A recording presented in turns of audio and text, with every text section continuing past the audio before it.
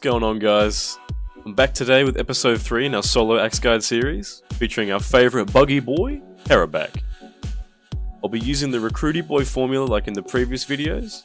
We'll include a weapon 1 tier below the current tiered behemoth, and a full set of non-selled, non-upgraded recruit gear. I'll be going through my tips and tricks throughout the encounter that will hopefully be informative for you slayers out there. As a side note, I won't be using the Recruity Boy formula for all videos, as going into the Maelstrom I'll probably be getting one shot. Let's get into it.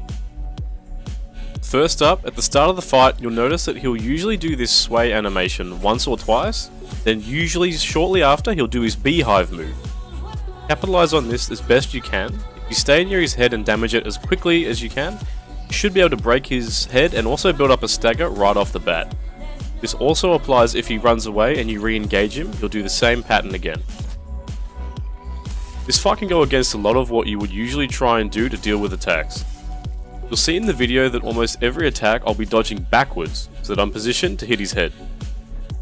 People that aren't familiar with the fight will be a little bit bamboozled, as a lot of Karabac's attacks position him forward and you'll be needing to position in advance to get the tight attack windows.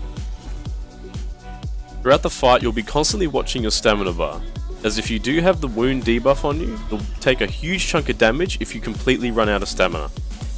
You can remove this debuff by either A, drinking a potion, or B, taking a sip from the Aether Well.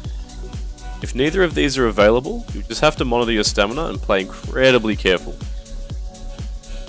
Now, obtaining all of his parts will be a bit tricky on this encounter, especially if you're going to be using the axe. Hitting his legs can be incredibly frustrating, as you'll be doing accidental overswings a lot. And if you do too much true damage before breaking it, you'll probably kill him.